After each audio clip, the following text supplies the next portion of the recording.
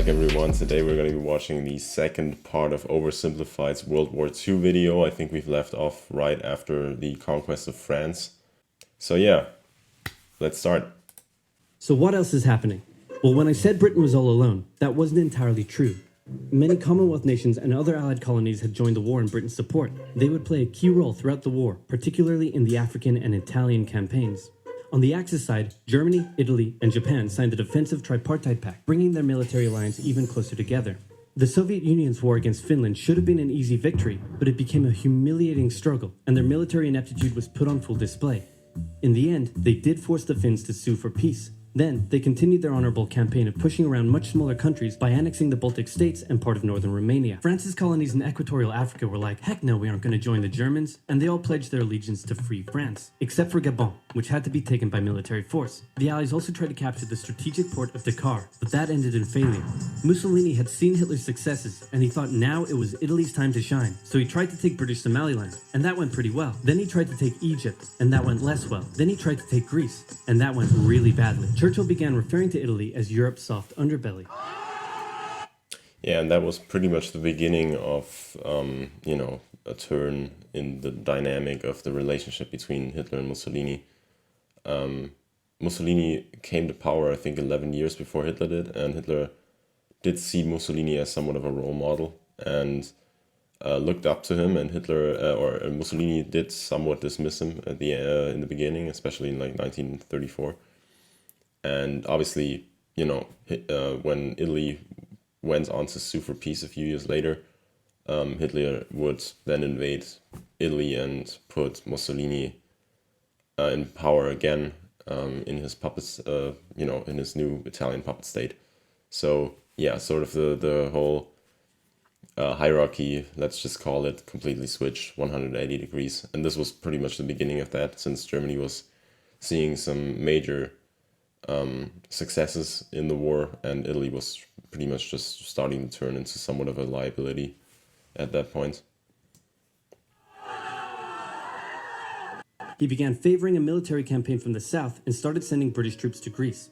All of this had Hitler pretty concerned, and he moved to protect his southern flank. He had been getting friendly with Hungary and twisted their arm into signing the Tripartite Pact and joining the Axis powers. Romania was also eager to join for protection against the Soviet Union. The Tripartite Pact was designed to prevent any other countries from deciding to join the Allies, specifically Britain's old ally, the pesky United States of America. When war first broke out, American public opinion was strongly against joining in. In 1940, there was an election. The Republican candidate said, "I will not send any young Americans to die in Europe," and sitting President Franklin D. Roosevelt said, "I will also not send any young Americans to die in Europe. Unless I have to, then I might." And Roosevelt won. Churchill asked him to join the war, but Roosevelt said, "No can do, Winston, but you know what? Here, have some weapons." America began supplying the Allies with food and munitions, but there was one problem. German U-boats were sinking thousands of Allied supply ships in the Atlantic, including American ones. If the Germans could sever Britain's supply line, the UK would starve. Throughout the war, the Allies had to come up with better technology to fight the U-boats. Improved radar, aircraft with longer range, better weaponry and convoy tactics. At one point, a man even called a meeting and said, "Pikecrete. You take some wood, you take some ice, you put them together, you get pikecrete." And then he pulled out a gun and shot some wood and it shattered. And then he shot some pikecrete and the bullet ricocheted off it and hit someone else in the conference room. And this is another, classic example of how war can push technological innovation. Obviously, already said that in World War One, really brought in planes and tanks, which would now be essential in this war. And, Second World War brought us the atomic bomb, so which would have been the deciding factor in a, war between the US and the Soviet Union, had it broken out. Luckily, it didn't. But yeah, obviously they would go on to sort of dictate policies in Cold War. Then they tried to make a pikecrete aircraft carrier, but that idea was scrapped because that's a really dumb idea. In the end, Alan Turing and his team of codebreakers cracked Germany's Enigma code, and the U-boats gradually became less and less of a threat. Back in Africa, Britain decided to push Italy out of Egypt. Hey, that was pretty easy, so they kept going. Hitler realized he was going to have to finally step in and do something. He went to Bulgaria and Yugoslavia and said, "Hey, I'm going to move troops through you to get to Greece, so either join us or, be invaded. Bulgaria opted to join them. Yugoslavia opted to be invaded. Then Greece finally fell to the joint German-Italian invasion. The British had moved troops from North Africa to fight in Greece, which helped Rommel and his tank divisions push the British back to Egypt, and they could have kept going, but a small, mostly Australian force held out under siege for 8 months in Tobruk, denying the Germans a strategic port city and disrupting their supply line. Despite having some success in the Middle East, the British didn't seem like any real threat for now. Hey, Soviet Union, look out! With 3 million troops, Hitler launched the largest ground invasion in history, and Stalin was far from ready. But just to put that into perspective, I think Napoleon went into Russia with 600,000 troops, which was also the largest ever invasion in European history, I think. So, yeah, I mean, and he pretty much just marched in a straight line, and Hitler was going to invade along the entire border from the Baltic to the Black Sea. both Churchill and Roosevelt had warned him of an impending attack, but he dug his head in the sand and the Soviets didn't stand a chance. Germany made staggering progress, with huge encircling movements capturing mind-boggling numbers of Russian troops. 250,000 at Bialystok, Minsk, 300,000 at Smolensk, nearly 700,000 at Kiev, and again at Vyazma and Bryansk. Leningrad was put under a siege that would last an insufferable 4 years. The invasion of Russia had been Hitler's main ideological goal from the beginning, and his hatred for the ethnic peoples there was now unleashed in all its fury. The Eastern Front of the Second World War was brutal for all that endured it. The Germans were now inside of Moscow, and that's it. It's all over. But then it happened. It got cold. Stupid cold. Hitler had hoped the Soviets would give up before winter, but they kept fighting. His commanders came to him and said, "Can we please dig in for the winter and wait until spring?" "No, keep going." "But oil is literally freezing inside our vehicles." "That's fine, keep going." "We're having to leave the corpses of our frozen horses by the side of the road so we can still find our way in the snowdrift." "Perfectly normal, keep going." Hitler hadn't given his millions of men winter clothing and supplies because he thought he really should have won by now. Then, Stalin called in troops from the Siberian front, specially trained to fight in the extreme cold, and the Germans were no match. They were now being pushed back. They had no choice but to dig in and wait for winter to end. And that's a mistake that also Napoleon did, and others who tried to invade Russia before him. The winter has been Russia's biggest ally throughout its history, and obviously made invading the country a lot harder than it would be otherwise, since it is obviously a completely flat plain. So there are no natural borders between Germany and Russia at that point. So other than a few rivers, but there isn't really a mountain chain if you compare that to like France, who is pretty much protected on 3 sides, with the Atlantic Ocean to the northwest, the Mediterranean to the south, and the Pyrenees to the southwest, and the Alps to the southeast, and only really to the northeast they were somewhat vulnerable, which was exploited by Germany in this war. So yeah, but Russia is just completely open, which meant that Russia obviously had to push west to make sure that their border was as far away from Moscow as possible, so that they would have some time to mobilize when something like, an invasion took place. Germany's victories were staggering, and Japan was eager not to miss the victory bus. Their war in China had come to a standstill, but they wanted to keep expanding their sphere of influence and getting those sweet, sweet raw materials. They began making plans to expand southward, but there was a problem. Southeast Asia was heavily colonized by America and Great Britain. It was also full of ocean. Ocean meant naval combat, and there was no way the Japanese Navy could stand up to the US and the UK. So they thought, wouldn't it be nice if we could destroy their navies before we begin our conquest? And so it was. On December 7th, 1941, the Japanese launched a surprise air raid on the US Pacific Fleet at Pearl Harbor and inflicted a huge amount of damage. They also attacked British colonies in Southeast Asia. Roosevelt had no choice but to declare war on Japan, and so did Churchill.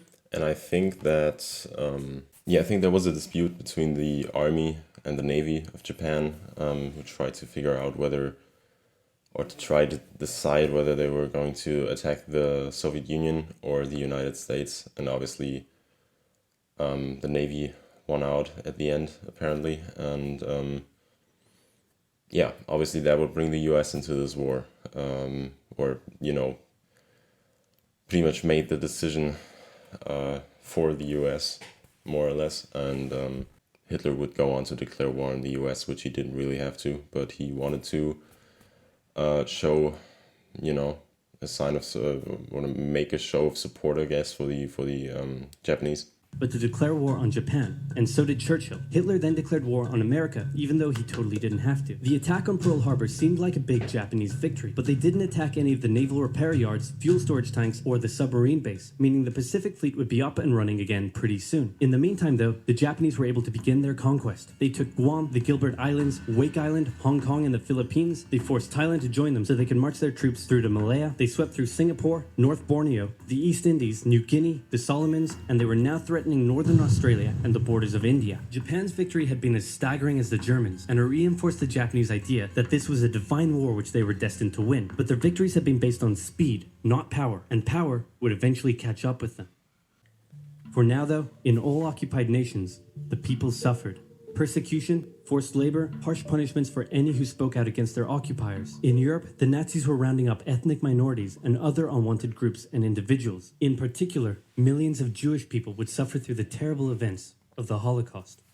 And if you want to see some, movies about that, there's obviously Schindler's List, and I think The Boy in the Striped Pajamas is another one.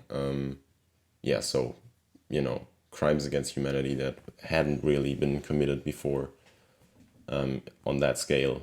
And, obviously the term crime against humanity would later be, I think, invented to even describe something like this, and would be used as the, crime that many of the Nazi leaders would be convicted for in 1946, I think it was. Resistance movements rose up in defiance of their invaders, while the people held out for hope. And hope was coming. Winter was over, and Hitler could continue his push eastward. But this time, he switched up his strategy. He wanted to focus on the south. His plan was to cut off the Russian armies in the Caucasus, an area full of oil, and then invade the Caucasus and take all the oil. His forces moved across the north with ease, and Hitler got cocky. He rerouted the 4th Panzer Army south early, leaving the 6th Army to complete the encircling movement alone. To do so, the 6th Army had to reach and take the key Soviet city of Stalingrad. The Russians defended it fiercely, and Stalingrad saw some of the harshest fighting of the entire war. The Soviets held up the German advance for 5 months as they battled in the war-torn city, which bought them valuable time. When the Germans had first launched their invasion a year earlier, the Soviets had moved their factories to the east. And Stalingrad also has a movie about it, which is called Stalingrad. It was filmed in 1993, and it's a German production, and it really shows the horrors. It's not really about politics that much, but it is really about the individual fates and suffering that the soldiers on both sides had to endure, especially, in the winter from 1942 to 43. Those factories had been building a butt-ton of tanks and aircraft and getting the Soviet army up to scratch. Now, it was ready. Stalin gathered his new and improved forces around the city, and in an attack that resembled Hitler's own encirclement tactics, they began surrounding the 6th Army. Hitler's commanders came to him and said, "Hey, maybe we should retreat." But Hitler said, No, you stay.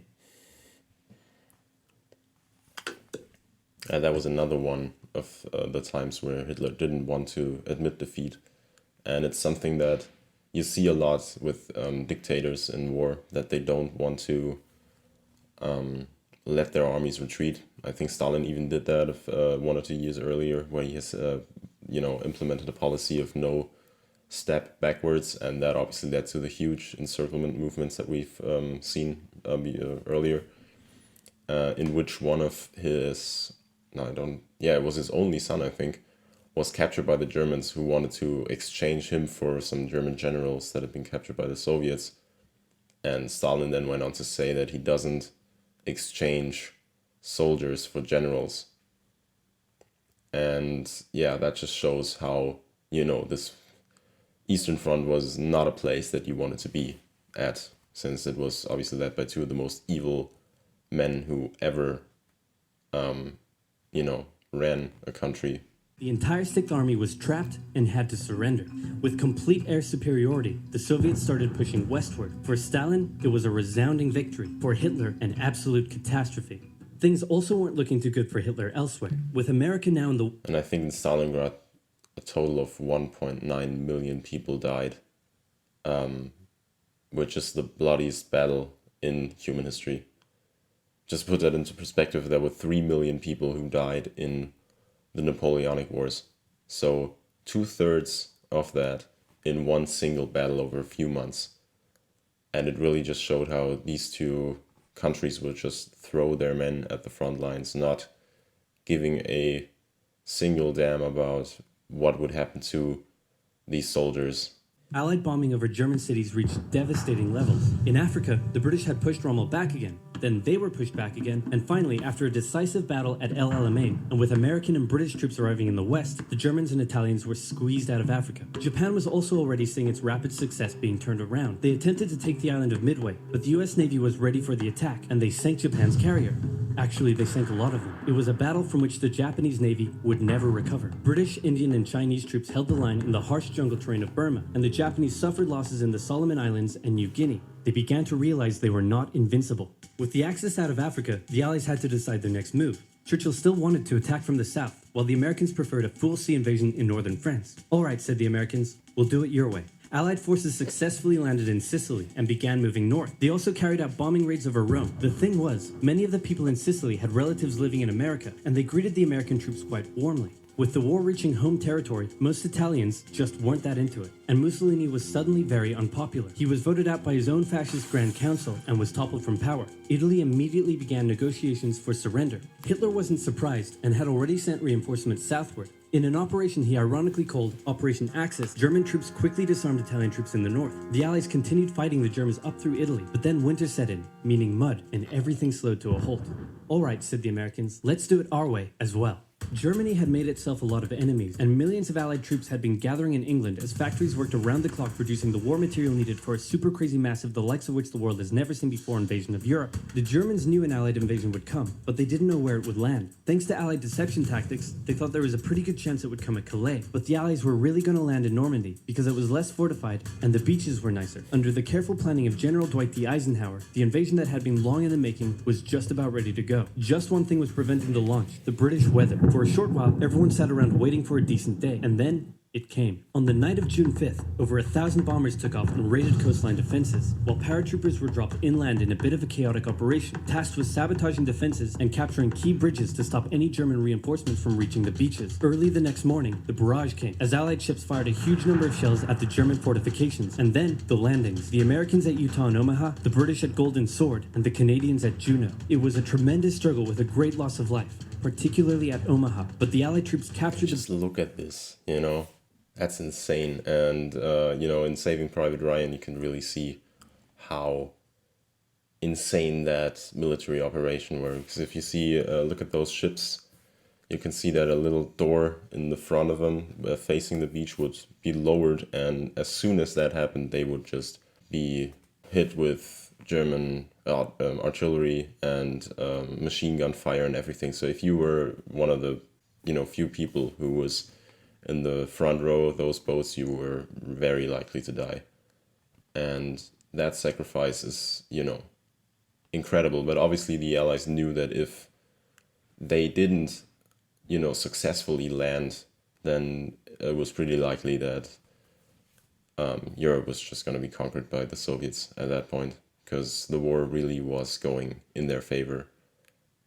There were, I think, another few vital battles after the one at Stalingrad that tipped this, tipped the Eastern Front in the favor of the Soviets. And if, the Americans had been repelled, and obviously the British and the Canadians, it would be very likely that the Soviets might have just, conquered everything up to the Rhine. And the landings were a success. Then they began their movements inland. They took the port of Cherbourg and the city of Caen. The Americans moved south to capture Brittany. Then, in a massive disaster for the Germans, British and Canadian troops from the north and Americans from the south trapped the German 7th Army in a near wipeout encircling movement. In August, Allied troops landed in the south of France to little resistance. On one beach, all they found was a Frenchman handing out champagne. Paris was liberated, and the Germans were pushed out of France as the Allies entered Belgium. In the Far East...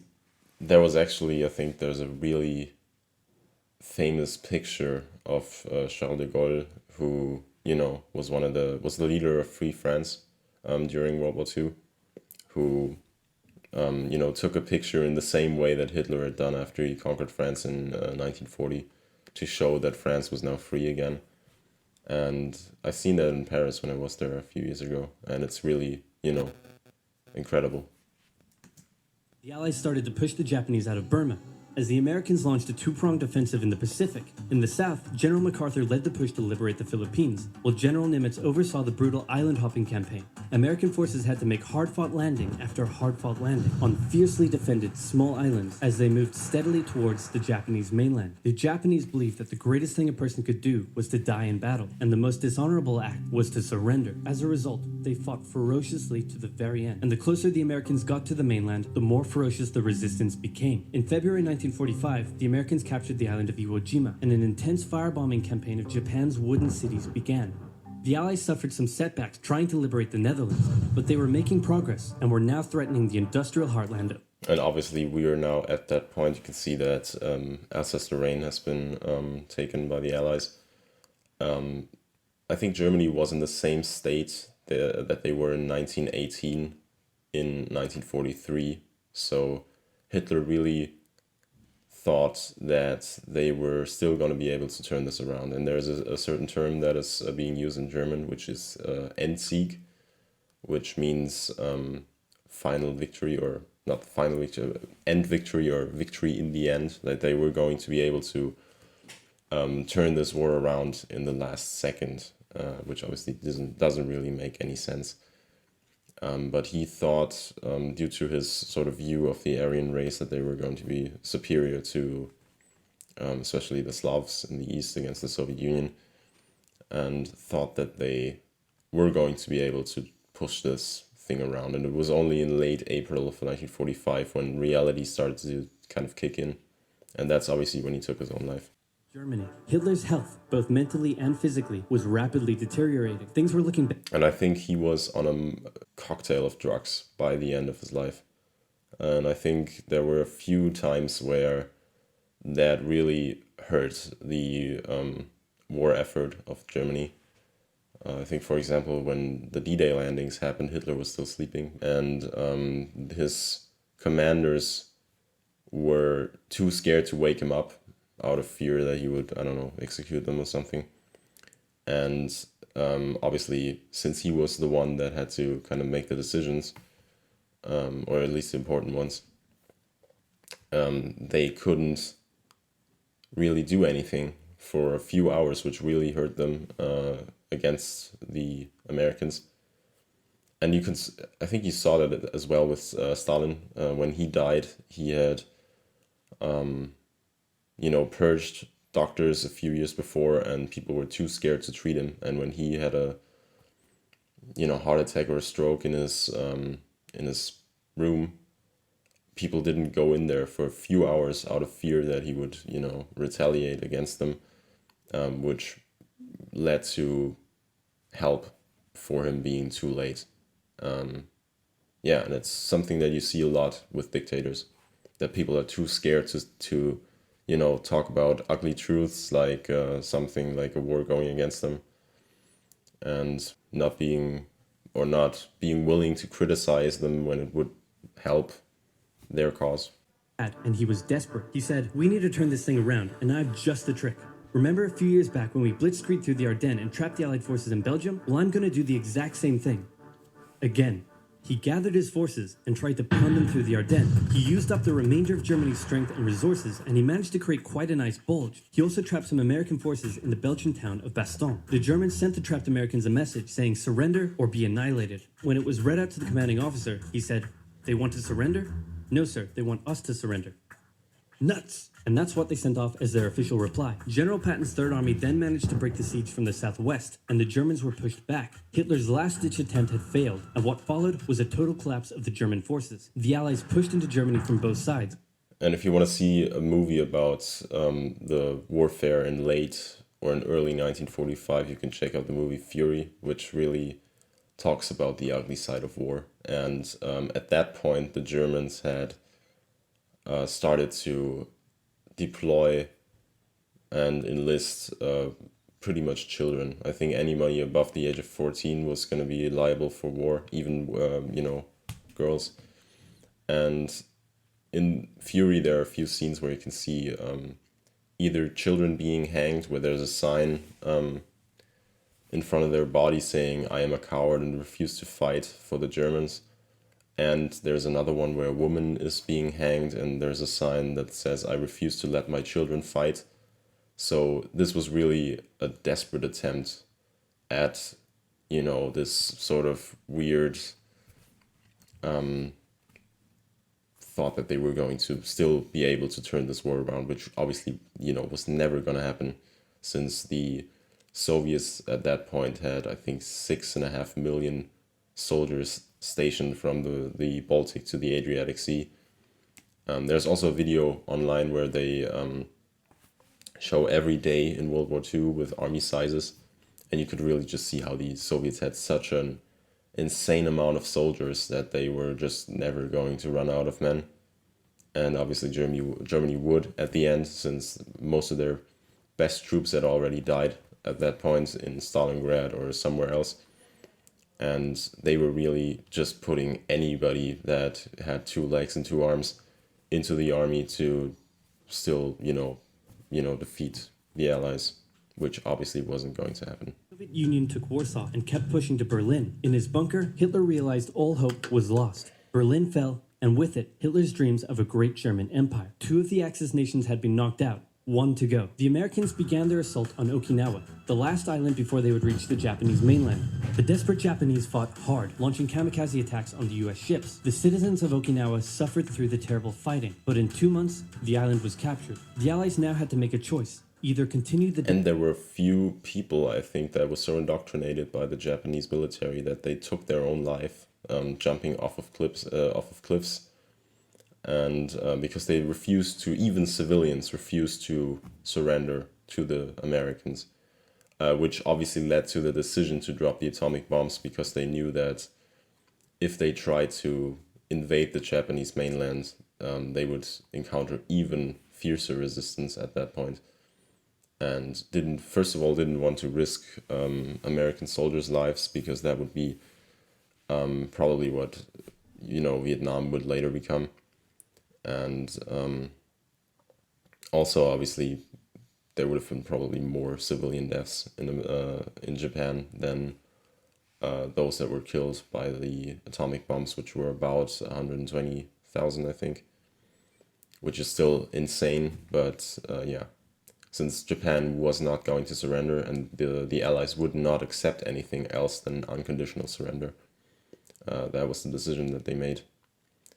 There's also a great movie about that, which is Hacksaw Ridge.